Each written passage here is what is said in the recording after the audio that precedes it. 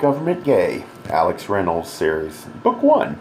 Writer, Fred Hunter, St. Martin's Press, New York, 1997. Narrator, Eric Arst. Dedicated for Joan Edwards, who told me so. Chapter 12. Mother and I were still finishing breakfast when Peter called Stevie. Peter had known Stevie a long time. I've never asked about the nature of their relationship before we met, because the mere thought of it conjures up visual images too disturbing to entertain. But I don't think they were ever physically close, and Stevie is not Peter's type. I don't mean that Stevie is unattractive or anything. I just mean that he's the kind of person I can imagine having as a friend, but not as a partner. He's funny and loud and friendly, and you always have the feeling that despite the brashness, he's caring and would stick by you if you were in trouble, but a little of him goes a long way. Next to Stevie, Peter and I seemed positively suburban. When Peter had completed the call, he came into the kitchen, sat at the table, and took a sip of his tea. He was wearing a dark gray suit that made him look like $1 million in small bills that I'd like to peel away one at a time. With it, he wore a crisp white shirt and a tie with large stripes alternating maroon and gray. "Well, that was very interesting," said Peter, setting his cup back on the table. "What?" "I think that's the first time I've ever heard Stevie Sullivan struck dumb." "And you wouldn't let us listen in?" "And I'll be damned if that James Martin character isn't registered at the Harris Hotel," said Peter with a triumphant smile. "You're kidding," I said, my jaw dropping. "You mean he actually registered as James Martin?" Mother turned her face toward me, and her expression was one of utter amusement. "Alex, dear, James Martin is his alias. Why on earth wouldn't he register under it at the hotel?" "Oh, yeah, right," I said, and I could feel my cheeks getting red. Then I turned to Peter and asked, "So what knocked Stevie speechless?" "What do you think, when I asked him if we could get a key to Martin's room?" "What did he say to that?" "When he was finishing being struck dumb, I mean," said Mother, taking another bite of French toast. "He said, 'You've got to be kidding. What would you expect him to say?'" "But will he do it?" "Of course he'll do it. You know Stevie. In all fairness to him, he really did hesitate, and he demanded to know the facts, but in the end he said he'd do it." He turned to Mother and added, "Because he said he trusted you." "Well, thank you very much, Stevie," said Mother, saluting Stevie with her fork. Peter turned to me and said, "He also said that if he ever found out that this was some sort of scam and we'd been out to rob the place all along, he'd give our address to a group of skinheads he's been sleeping with. This is why I have just a little difficulty dealing with Stevie. Claiming to be sleeping with a bunch of skinheads is exactly the type of thing he would just say, just to be outrageous. The trouble is, it's exactly the type of thing he'd do just to be outrageous. It's hard telling, and I really hate to appear stupid, but I couldn't help it in this case. I had to ask, is he really sleeping with skinheads?" I asked him the same thing. He claims that he's really only sleeping with one. He also claims the one he's sleeping with decided he liked boys while in the process of beating one to death. I didn't pursue it.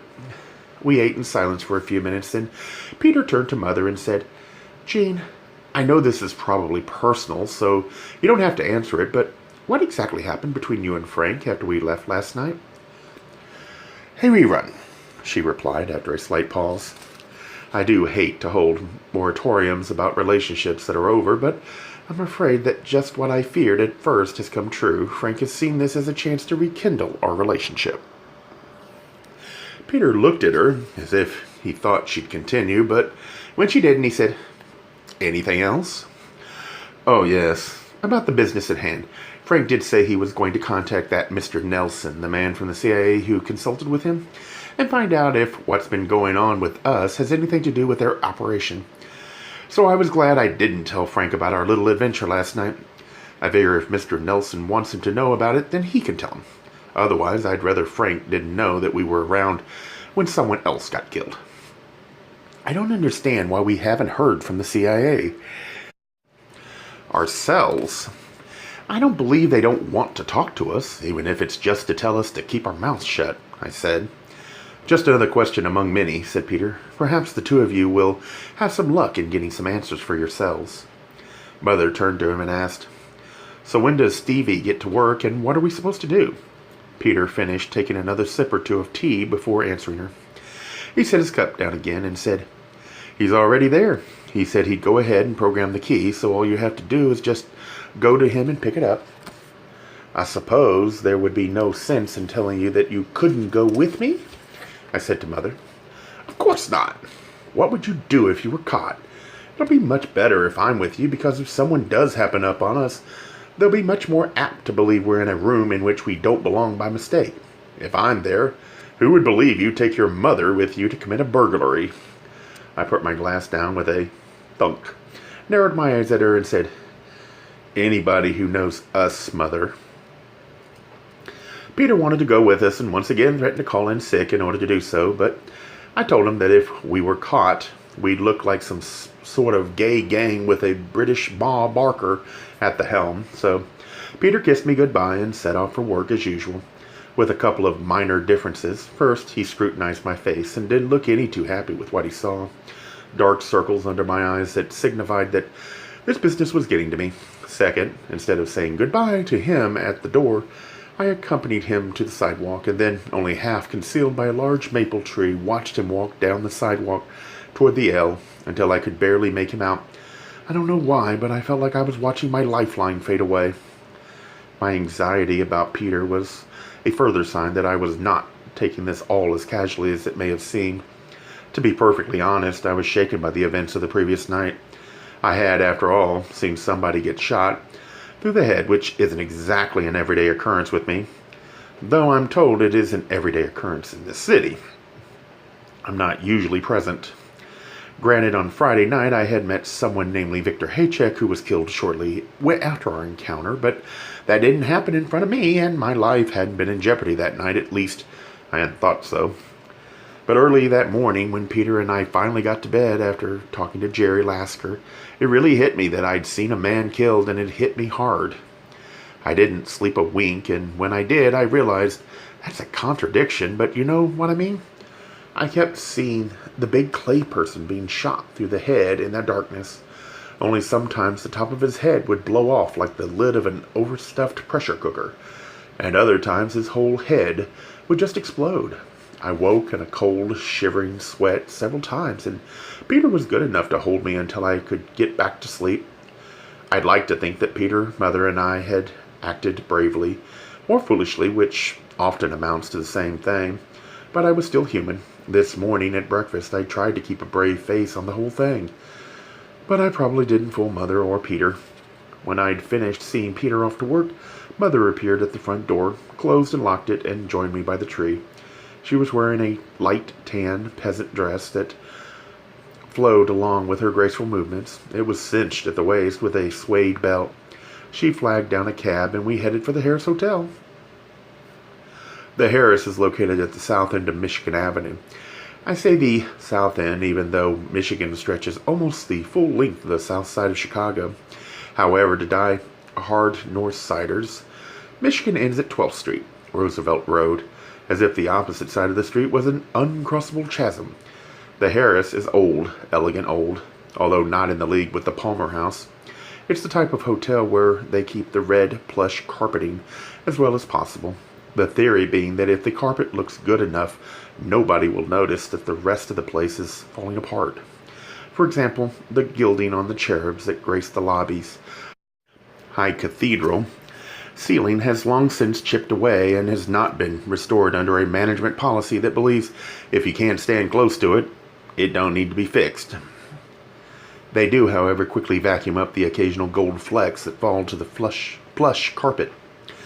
But Harris is also one of those huge hotels that, in an effort to keep stray people from wandering around where they don't belong, has situated the front desk on the second floor, up an enormous two-winged flight of stairs. Of course, the result of this setup is that everyone, including the guests of the hotel, end up wandering around the place trying to find the front desk. I'd only been here once before, but on that occasion I can tell you that the effect was like walking into the palace in Cinderella, ascending the staircase on which she'd lost her glass slipper, getting to the second floor and finding that money changers had set up their booths there. Of course, it wasn't as bad as all that, but came close in terms of bustle. There were guests and bellboys and concierges and everything scurrying all over the place like well-dressed field mice. The front desk was a long mahogany counter that ran the entire length of the wall to the left of the staircase. As Mother and I reached the top of the stairs, Stevie Sullivan, busy giving the full front desk treatment to a blue-haired woman who was much shorter than he was and was tilting backwards less from the height difference than from the sheer force of Stevie's personality. Every man I've ever known named Steve has been gay, of course. I should explain that I've really only known 3 men named Steve, and you have to remember the circles I run in. And this one was the only one to push it far enough to call himself Stevie. He came to an abrupt halt in his conversation with the blue hair when he saw us at the top of the stairs. In fact, he looked so startled that you would have thought that a soap opera-inspired organ had crescendoed into a ta-da to announce our entrance. He quickly finished with her and slapped a bell. A rather good-looking bellboy appeared, took hold of the woman's battered luggage, and led the way toward the elevators with the old woman waddling behind him like a duckling. Stevie watched them go with an enraptured expression on his face that left no doubt in my mind which of the pair held his interest. It is a tribute to his powers of concentration that he could go from being startled when we appeared to watching the bellboy's ass, then immediately replacing his startled look when he turned back to us as if there had been no interruption at all. As Mother and I approached the desk, I marveled once again at the way that some people can exude a really enticing sexuality without being particularly attractive. Stevie is one of those people. His eyes are large and wide, so they tend to look like they're bulging, even when they're not. He always appears to be on the verge of delivering a leering aside in a particularly lurid sex farce. He was not exactly large, but not thin either, and looked equally at home in the uniformed red blazer he was wearing as he would have if he'd been costumed as one of the female characters in Tom Jones. He moved to one end of the desk away from his co-workers as we reached him. "Hi, Stevie. You remember my mother?" "Enchanté, madame," he said, flourishing his hand to her as if she should kiss it. Mother waited a beat before taking his hand, then twisted it sideways to shake it. The pause was enough to let him know to knock it off. "Nice to see you again," she said simply, and a smile played about her lips. "Yes, I haven't seen you since last year. The barbecue in your backyard last summer. Now, that would have been when I was dating." He rested his crooked index finger against his chin and gazed toward the ceiling, then snapped his fingers and said, "Robert. Ah, yes, Robert." Alas, that didn't last long. As always, Stevie made me feel as if I was in a bad road company of the woman. Under the circumstances, I thought it was highly irritating to be engaged in pleasantries, but I figured that Stevie, who was being more grandiose than normal, if you knew him, you'd know just how bad that was probably nervous as hell and trying to cover it up. After all, what we were asking him to do could lose him his job. If anybody ever found out. "Peter tells me you're dating someone new," I said. Stevie pursed his lips and said, "Dating is hardly the word for it, but we're together whenever we can be." I shook my head and smiled. "But a skinhead, Stevie." "A recovering skinhead, my darling Alex," he said with a flourish. "It may be a little dangerous because you never know when there'll be a relapse, but it's the best sex I've ever had." "Oh, well," I said with a shrug. The 3 of us fell silent. Mother and I glanced toward each other while Stevie's eyes continued to bug at us. Finally, his ample lips spread into a smile that almost touched his earlobes. He folded his hands on the desk and lowered his chin into them. "Well," he said, his eyes rolling up to watch us from under his long, dark lashes, "I understand the 2 of you are engaging in a little espionage." He emphasized the last syllable of the word, which somehow made it sound as if it were referring to a woman's cleavage. "Peter must have told you how important this is," said Mother, all business. "Yes," he said slowly. "Important enough for me to lose my job over." "2 people have died," said Mother. "Millions have died, Mother Reynolds," Stevie replied, straightening himself back up. "I live on, and I have to make a living." Mother smiled. "Stevie, you know I hate it when you address me as if I were a nun." "What, Mother Ray?" I checked myself and began again. I mean, what Mother means is that our lives are in danger. At least we think they are. So Peter tells me. And that is the only reason, my darlings, that I'd risk anything of this nature. This may not be the greatest job in the world, but the pay is all right and the dental plan is fabulous. This is important, Stevie. Important, I said. He glanced down the length of the front desk toward a tall, slender, black woman who stood taking care of a middle-aged, ordinarily dressed couple. Stevie seemed to satisfy himself that we had not drawn her attention, as he said to us through barely parted lips, "Sodavoko, please, Sodavoki." Then he leaned in toward us and added in even quieter tones, "I know it's important, and frankly, no matter what the reason, I doubt if I'd do this for anybody other than Peter. Firstly, because we go so far back."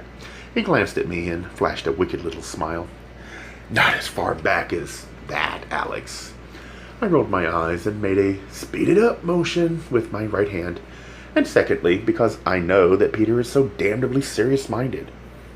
If this request had come from anyone else, I would have doubted their sanity or doubted their friendship. I can't do either one with Peter. He's the one person I've ever met whose veracity I am completely sure of. Mother remained impassive, but I couldn't help raising my eyebrows at this. He added hurriedly, "Oh, you're all right, and of course I've never had any doubts about your mother." He looked at her and smiled broadly, a faint twinkle in his eye. But even that little bit of spark faded when he saw the look on my mother's face. Clearly she was trying to convey to him that he was holding us up. He blinked at us twice, said, "Well," half under his breath, and reached under the desk and pulled out a narrow plastic card of the type that currently serves as a room key in hotels. "This," he said, showing us the key, but not exactly in any hurry to hand it over, "has been programmed and should get you in the room." "Thank you, Stevie," said Mother, reaching for the key. Stevie didn't extend his hand any further, and I noticed for the first time how pale he seemed to have become over the past couple of minutes. It occurred to me just how serious an act it was for him to be giving us the key. Stevie's and Mother's eyes met for a few seconds as she continued to hold out her hand. After a moment he seemed to mellow, reached over and placed the plastic key in her palm. She closed her fingers around it. "Room 1112. "Thank you," said Mother with feeling. Mother and I started to return and walk away, but Stevie stopped us when he said, "Wait!" With surprising firmness as we turned back to the desk, he glanced back at the black woman who was still busy with the ordinary couple. She was apparently as used to Steve's antics as I was, and didn't bother to give him even the slightest glance. A look of pained relief came over Stevie's face as he turned back to us. "What?" said Mother. "I have to call." "What?" "Call? Don't you want me to call up there first to see if he's in his room?" Mother and I glanced at each other, and I blushed in awe at our own stupidity. Both of us sighed, and Mother said to him, "Yes, please. Would you do that?" Stevie picked up a phone and dialed a 4-digit number. He hummed an anxious little tune as he held the receiver to his ear and kept his eyes glued to my mother's right shoulder. After letting it ring at least a dozen times, he replaced the receiver and said, "No answer. That may only mean no answer, so be careful when you go up there. He may come wandering out of the shower, which I'd pay cash money to see, while you're doing whatever you're going to be doing." "Thanks again," said Mother. I added, "If you should see him coming in, call the room." As we started to walk away, Stevie added to me, "And if you're caught, I expect you to use your many years of oral expertise to get rid of that damn key." I smiled back at him, and Mother and I headed for the elevators. We managed to catch an elevator at the same time as the ordinary couple and the bellman who was escorting them to their rooms. The bellman pushed the button for the 12th floor, and Mother pushed 11. If the bellman had any doubts about our belonging in the hotel, he didn't show them. I felt decidedly conspicuous. The ride was made excruciatingly long by the fact that the elevator was slow to begin with, and the wife of the ordinary couple spent the ride loudly blathering at her husband in the most charming of New York accents that they should have stopped before going up to their room to boy some water, which I believe translated to buy some water. She went on at length to her long-suffering husband that she had to have bottled water because she just couldn't drink tap water. It was a relief to get off the elevator. We stood looking down the hallway as the elevator door slid shut behind us with an anthritic creak. A small tarnished brass plaque on the wall pointed the way to the proper set of room numbers, and Mother and I went down the thankfully deserted hallway till we came to the end where the door facing us had a lit exit sign suspended over it, so I figured it was the emergency stairs. The door directly to the right bore a small black plastic rectangle that said 1112. Mother and I looked at each other, and she heaved a sigh and said, "Here we go," as she began to slip the plastic key into the slot above the doorknob. But I grabbed her wrist and said, "Wait!" She furrowed her brow as she looked at me, and I explained, "We should knock first. If for some reason he's in there and just didn't answer the phone, we shouldn't just break in." "What will we do if he answers?" I hadn't considered that one. I thought for a minute and said, We can just tell him about last night." Mother looked at me incredulously and said, "And how will we explain knowing where to find him?" This took a little more thought. Then it hit me, and I said, "We'll just tell him we have our ways and refuse to explain any more." "Hell, that's the type of crap he pulled on us." Mother grimaced as if she didn't think much of my idea, and truth to tell, neither did I, but I was counting on her not having to use it. I lifted up a fist and knocked lightly on the door with my knuckles, after waiting a few minutes during which I could swear that not only had my breathing stopped, but my heart had stopped with it, as if it belonged to a fellow union that wouldn't cross the line. Mother said impatiently, "He's not here," and slid the key the rest of the way into the slot. The lock clicked, and Mother opened it as quietly as if she feared he really might be there, and proceeded into the room with me close behind her. We stood by the door for a minute, listening for any possible sounds of movement, but there were none. Having decided that nobody was home, we relaxed a bit and looked around the room. For all the deteriorating elegance of the entrance and lobby to this hotel, the room was none too shabby. It was not exactly special, mind you, but it was a cut above the standard hotel room. The bed was made, so I noted with relief that the maid must have already been there, and we were less likely to be interrupted. The bedspread was not expensive, but it was clean, as was the whole room. If it weren't for the medium-sized suitcase that lay on a stand by the window at first glance, you would have thought the room was unoccupied. There was a 20-inch television set on a tall stand by the 6-drawered dresser, and a remote control was chained to the nightstand. By the bed, all in all, it was a typical hotel room, though a little more expensive than most, and not the type of place I would expect to find a CIA agent staying. I guess I somehow had the idea that they would only stay in out-of-the-way flea-bag joints, where they would be less likely to attract notice. Then again, Martin looked a little too well put together to go unnoticed in a flophouse. I started to say, our tax dollars at work, when I realized once again that this Martin was not really with the CIA, but was an imposter. When we did survey the room, for a couple of minutes, I got this incredibly eerie feeling that one gets when invading someone else's domicile. Like you're doing something very wrong and are in imminent danger of being discovered. It dawned on me that we had no experience when it came to searching anyone's possessions, and apparently this thought struck Mother at the same time, because she turned to me and said, "So where do we start?" "Well," I said, staying by the door and scanning the room, "all right, you take the desk, I'll take the dresser." "Quite right," she replied, crossing to the desk, which stood against the wall by the bed. She started opening and closing drawers with the alacrity of a trained burglar. I went directly to the dresser. I slid open the top left-hand drawer and found several pairs of black socks rolled into balls and shoved on the left. There was nothing on the right. I moved the socks around to make sure there was nothing beneath them, then gently squeezed each ball to make sure that all that was inside was another sock.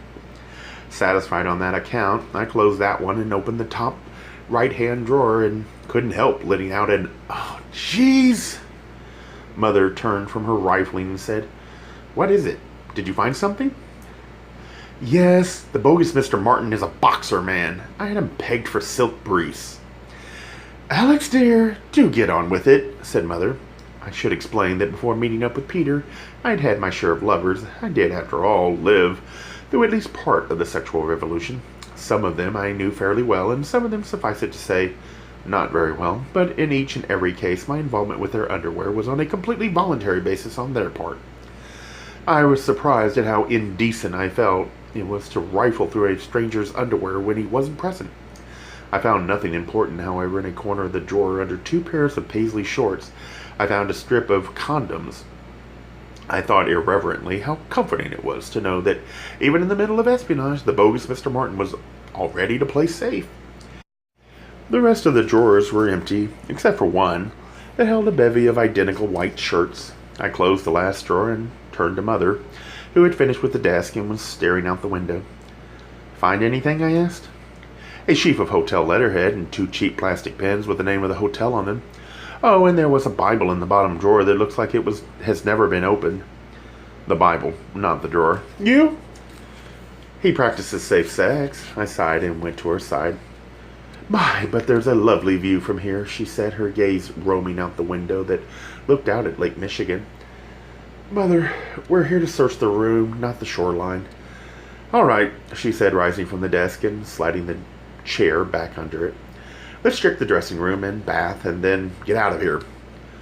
On that, we both agreed. Being in here gives me the willies. Mother went into the bathroom, and I could hear her rattling around in the medicine cabinet. And as I began my task, the dressing room amounted to a sort of anteroom to the bathroom with sliding doors that covered a small closet. I slid open the doors to find several suits in varying shades of gray and blue hanging on the bar that stretched the scant length of the closet. Mother joined me as I started going through the pockets. "Well, there's nothing much in the medicine cabinet except a very large bottle of aspirin. I would say that our phony Mr. Martin is prone to headaches." "What on earth are you doing?" This last was spoken as I pulled one of the trouser pockets inside out.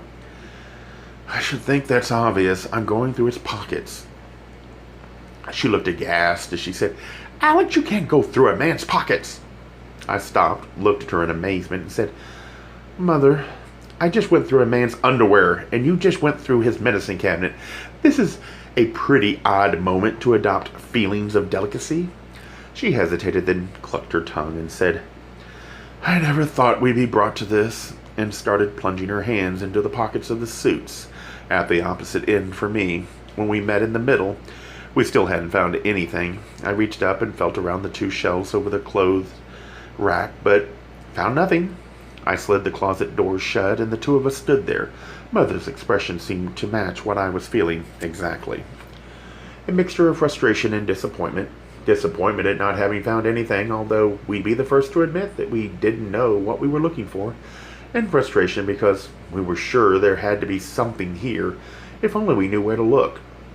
Ready to concede a failure, Mother took the lead and said, "All right, darling, let's get out of here." I nodded my agreement, and I started to head for the door. Occurred to me. I stopped Mother and said, "Wait a minute, I just thought of something." "What?"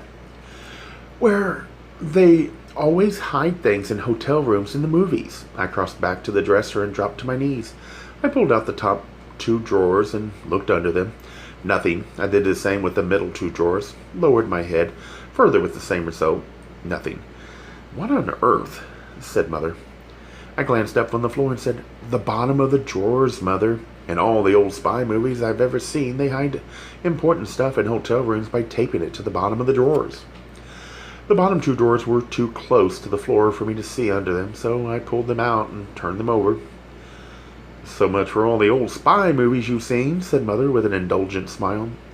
It was when I turned the drawers over to slide them back into place that Mother said, "Wait a minute! Alex, look!" I looked where she was pointing and saw that the dresser had a wooden bottom that rested on the floor, and in that wooden bottom was a manila envelope. I smiled at Mother, and finding the urge to say, "Aha!" reached in and pulled out the envelope. "That could have been there for years," said Mother, though the excitement in her voice spoke volumes. "This envelope is almost new," I replied. We sat side by side on the floor of the bed, and I bent the metal bow tie clasp and opened the envelope. Fortunately, it hadn't been glued shut. Mother peered over my shoulder as I flexed the envelope open and looked inside. There were several documents, the nature of which I really couldn't discern without removing them. I shifted a little way away from Mother, upending the envelope, and allowed the contents to slide out on the bed between us. On top were 4 fax copies of handwritten letters. The handwriting was atrocious, small and cramped and barely legible, but it didn't really matter because the faxes were in a foreign language, so I wouldn't have been able to read it anyway. The one thing I could almost make out was the signature. Each of the 4 letters seemed to be signed by Victor Haycheck. Unfortunately, we had no way of knowing to whom they'd been faxed. I turned to Mother and said, "You speak more than one language. Care to take a stab at it?" "Not Russian, dearest, and I'm assuming that's Russian," said Mother, who was pursing her lips. As she perused the letters, after a minute or two, she said, "I can't make heads or tails of this, but look here." She pointed to a paragraph in the center of the first letter. The paragraph in question broke momentarily from Russian to give a list of names which looked distinctly American: Larry Weiler, Joseph Smith, Andrew Peterson, Robert Dickerson, and Matthew Corbin. As I read the names, I could feel the furrows plowing across my forehead. I looked up from the sheet and said, "You know, Matthew Corbin sounds familiar." "I don't know anybody by that name," said Mother. "Neither do I. I don't know anybody. Geez, I don't know why that sounds so damn familiar." Mother watched me for a moment, waiting to see if I'd call it to mind, but we were both disappointed on that score. I couldn't remember. She clicked open the bulky white shoulder bag she'd chosen for today's escapade and rummaged through it for a moment, at last pulling out a small notebook which had a stub-like pencil stuck within its spiral. She held it out to me with a look of self-satisfaction, but I just looked back at her for a moment, then said, "You don't have any condoms in there, do you?" She grimaced and handed the notebook to me, and I quickly wrote down the 5 names that appeared in the fax. I then shoved the pencil back into the spiral and handed them both to Mother, who dropped them back in her bag and clicked it shut. "What have we here?" said Mother, putting the faxes aside. Beneath the faxes was a small pile of pictures. Mother picked them up and started to look through them one by one, putting each one on the bottom of the pile as she went. With me looking on, it was like looking at still frames from a movie in which I'd appeared without my knowledge. Including in the bunch were pictures of me running from the bar and getting in the taxi. Seeing these photos made me distinctly uneasy. "So he did follow you up the street," said Mother, her voice taking on that school teacher harshness it occasionally got when she suspected someone of a breach of etiquette. "Not necessarily," I said. "Those might have been taken by the clay person that followed me."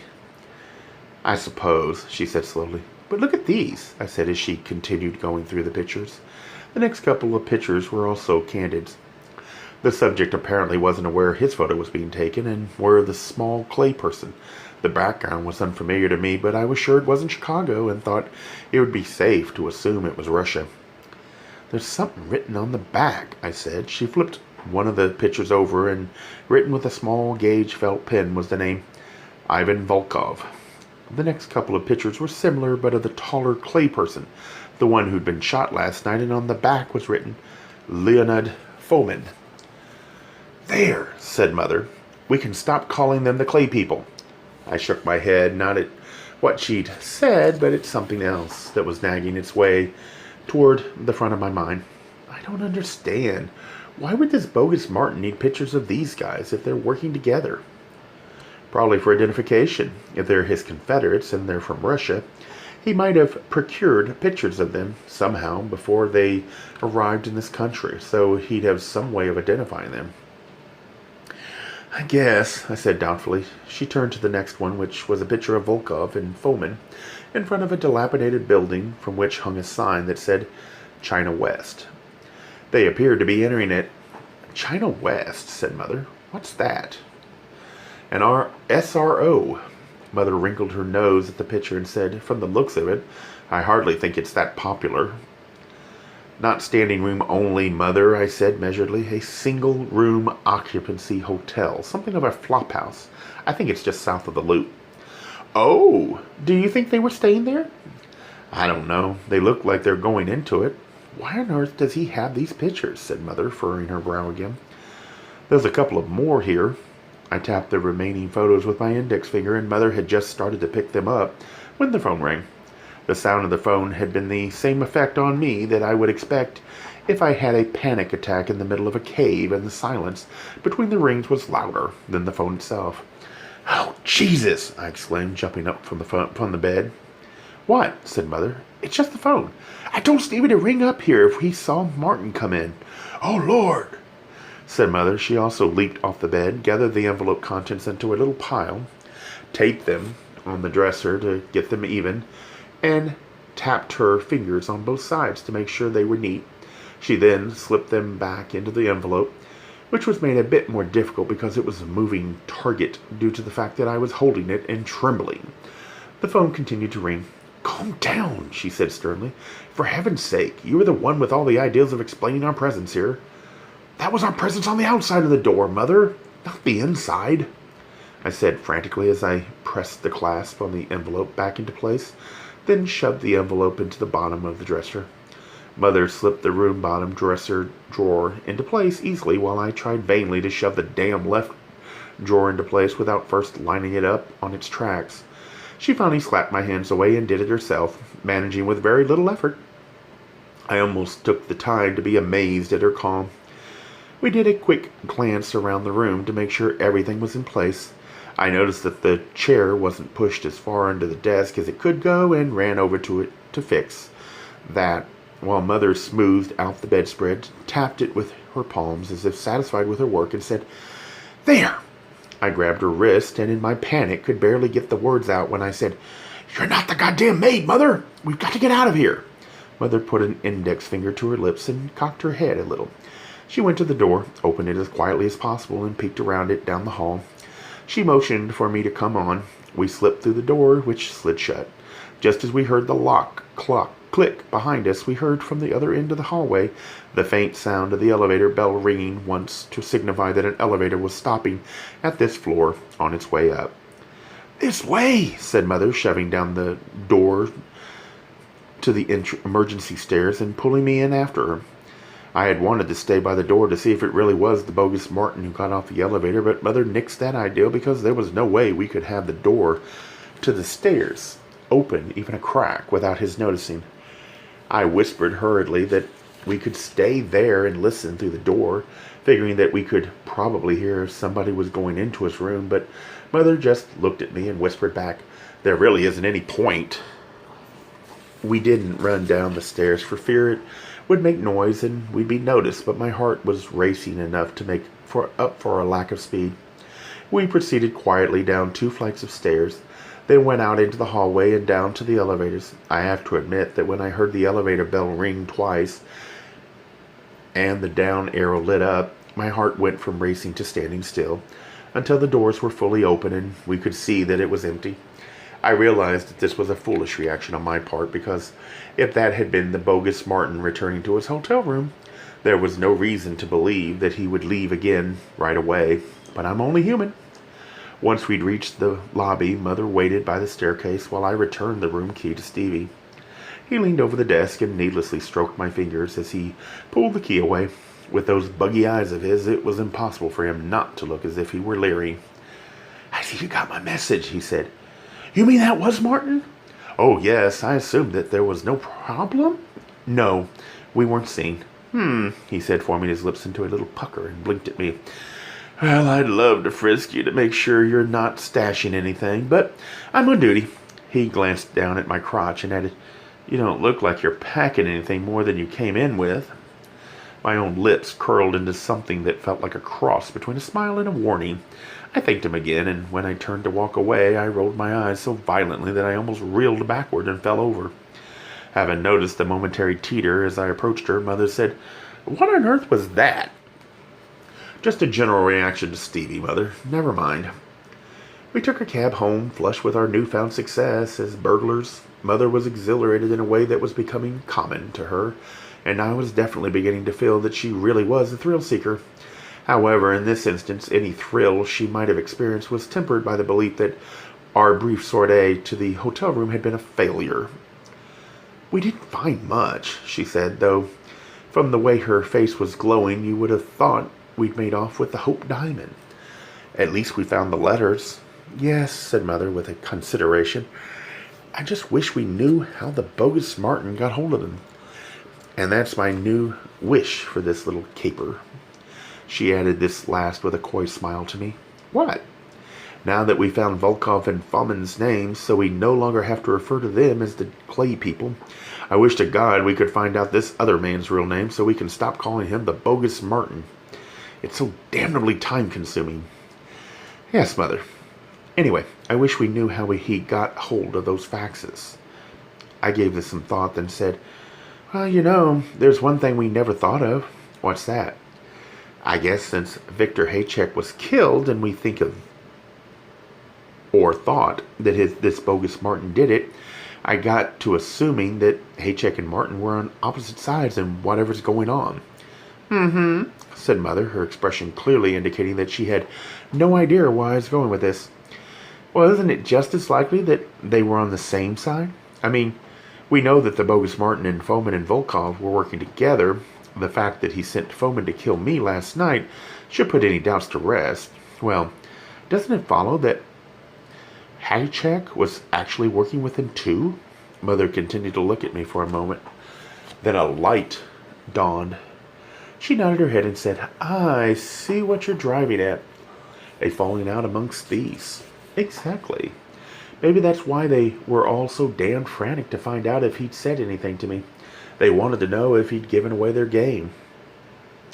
Whatever their game is, and Mother curling her lip as she considered, maybe these names I copied from that one fax will lead somewhere. I just wish to hell I could remember where I've heard of Matthew Corbin. I stopped and looked at her for a moment, not really wanting to say what I was thinking, but I took a deep breath and went ahead anyway. With 2 people dead, you really can't spare someone's feelings. And the fastest way to find out if these names are important would be to give them to Frank. Mother gave me a stern look, not because she thought I'd done something wrong, but to convey that she was very serious about what she was about to say. Nothing doing, darling. But Mother, nothing doing. It's clear to me after last night that I can't rely on Frank without him wanting to start up again, and I just don't want that. We'll have to leave him out of this business unless it's absolutely necessary, and even then I'll have to think about it. She was wrong. When it became absolutely necessary, she didn't have to think about it at all. I did. It was a little after 11 a.m. when we arrived home. The phone was ringing as we walked to the door, and Mother went to the kitchen to put on a pot of tea. While I got the phone, I said, hello, and was greeted by an agitated voice that sounded faintly familiar to me. Is Peter there?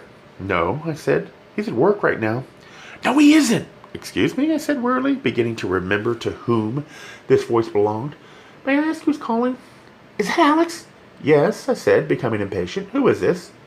It's Arthur Dingle. Oh, Mr. Dingle, I'm sorry. Martha came into the room, apparently drawn by the tone of my voice. Who is it? She mouthed at me. I covered the mouth piece while I whispered back, Peter's boss. I said into the phone, aren't you at the store? Yes, I am, but Peter isn't. He isn't, I said in disbelief. My lower intestines started to turn over. No, and he was supposed to be here at 10. Mr. Dingle. I could barely get words to come out of my mouth, still not wanting to believe what I was hearing. He left for the store about 20 after 9. Well, he never got here, said the store owner. A Gay Mysteries audiobooks. I think it is easy to hate a label, but a face humanizes the word. So this effort is twofold.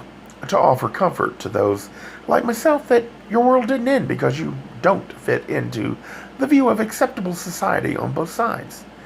And in hopes of helping those with family that are LGBTQ, that it doesn't mean we are aliens from the child they once knew. Reassure them so they can maybe be supportive at the same time, being true to their values.